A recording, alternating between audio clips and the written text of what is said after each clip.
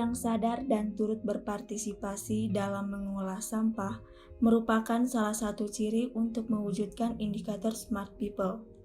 Sayangnya, sampah yang bertebaran di mana-mana atau tingginya jumlah sampah yang diproduksi menandakan bahwa masih banyak perilaku masyarakat Yogyakarta yang harus diperbaiki untuk mencapai hal tersebut. Walaupun begitu, kita bisa memulai perubahan dari hal-hal kecil. Sampah merupakan bahan sisa yang jika diolah dengan kreatif dapat bernilai dan merubah nilainya menjadi bukan sampah. Program pendayagunaan sampah relatif berhasil walau belum 100% berhasil. Pendayagunaan sampah jika ditekuni maka dapat memberikan kontribusi yang sangat signifikan bagi kehidupan, lingkungan menjadi lebih rapi, volume sampah yang dibuang terkurangi, kreativitas masyarakat yang bertambah, serta memperbaiki kondisi perekonomian dan semangat berwirausaha. Hasilnya pun dapat bersanding dengan produk-produk kerajinan lain yang dipasarkan bahkan dengan produk-produk pabrikan.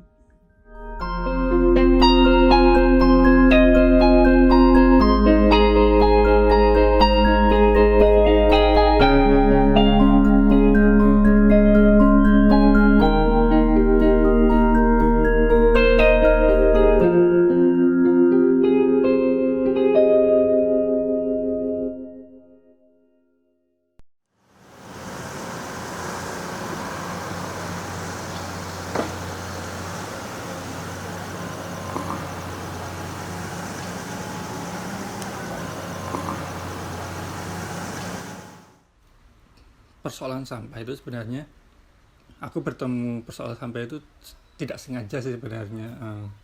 Dari tahun 2019 awalnya juga aku berangkat dari satu project temanku yang berangkat dari pariwisata yang bersinggungan dengan sampah. Dari sana adalah awal perjumpaanku dengan sampah sebenarnya. Di tahun itu pun aku belum terlalu concern banget perihal sampah, karena aku juga di sana masih banyak berkegiatan di kesenian. Itu dimulai dari akhir 2019 dan awal 2020 sebenarnya, ketika ada satu ajakan dari temanku untuk membicarakan itu lebih jauh. Temanku yang berlatar belakang usaha lah, dia punya usaha jus gitu kan. Dia merasa resah dengan sampah-sampah yang dihasilkan, terus dia mencoba untuk berbagi pada pengalaman dia terhadap sampah itu gitu. Dan dari sana kita mencoba untuk menelusuri sebenarnya sampah itu gimana sih, terus persoalannya gimana sih dengan membaca dengan peta yang lebih luas, khususnya di Jogja gitu kan yang paling dekat. Setelah kita telusuri, yaitu menemukan sampah di Jogja banyak bertonton gitu kan, hampir kalau nggak salah kita membaca sampai 600 ton per hari produksinya dari 3 kabupaten, Jogja Kota, Sleman, dan Bantul gitu. Nah dari sana ternyata sampah-sampahnya itu ditumpuk di satu tempat, yaitu TPST Piungan. Beberapa kali juga menemui bahwa TPST Piungan itu hanya didesain hanya sampai tahun 2012. Kan pertanyaannya hari ini udah 2020, kok masih beroperasi gitu. Nah dari situ kan terus muncul tanda tanya gitu kan. Nah dari sana kita terus telusuri ulang sebenarnya ada apa gitu. Ya dari sana terus menemukan satu hal.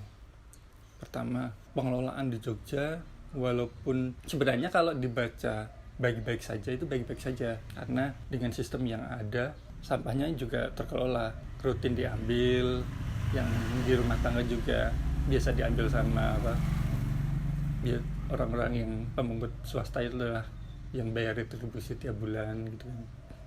Tapi kan dari situ ternyata sampahnya semuanya berakhir di TPST Piungan. Terus kita mencoba menelusuri konsep-konsep pengelolaan sampah hari ini gitu kan. Ada konsep circular economy, itu kan salah satu sesuatu yang digaungkan oleh pemerintah hari ini kan. Yang dari sana kita lihat fenomena di Jogja itu belum dipraktekkan. Jadi kalau sistem di Jogja itu kayak yang kita lihat adalah masih sistem linier. Jadi konsumsi habis itu dibuang. Jadi sampah sebagai limbah. Kalau di circular economy kan bagaimana sampah itu akan kembali lagi jadi kalau plastik ya jadi bahan plastik lagi, nanti akan jadi produk baru gitu kan. Nah di Jogja ternyata belum. Mungkin ada kayak inisiasi dari teman-teman gitu kan. Tapi ternyata memang aktivitas yang banyak itu belum mengatasi itu gitu kan. Oke, itu berangkat dari yang sama temanku. Yang soal itu kita bukan menghasilkan sih, tetapi memunculkan inisiasi untuk mulai satu cita-cita manajemen sampah yang bertanggung jawab gitu kan. Nah, kita pengen memulainya dari startup gitu kan, dari situ. Tapi juga aku melihat situ itu adalah sebuah proses yang panjang banget gitu. Bisa 5-10 tahun gitu aku membayangkan. Nah, tapi kan kita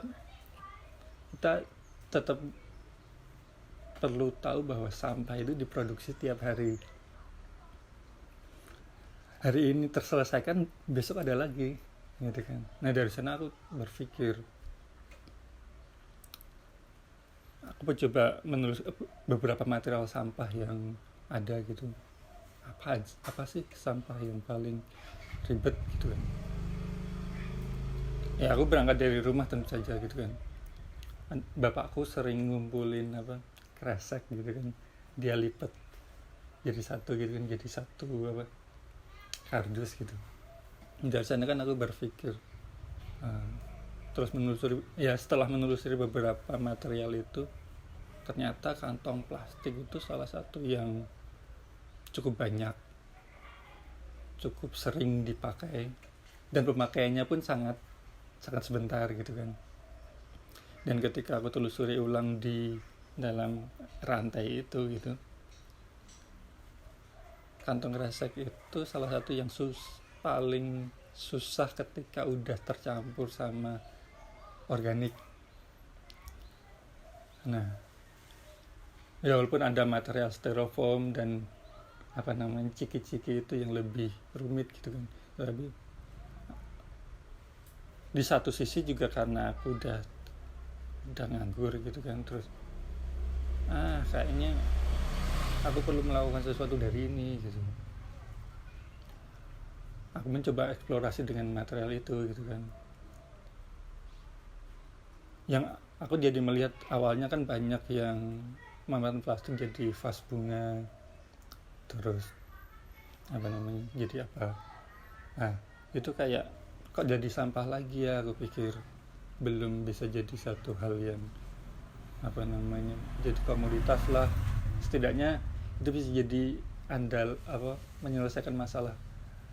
Statementku kan yang pertama itu dimulai dari material yang paling menyusahkan dan juga mentrik.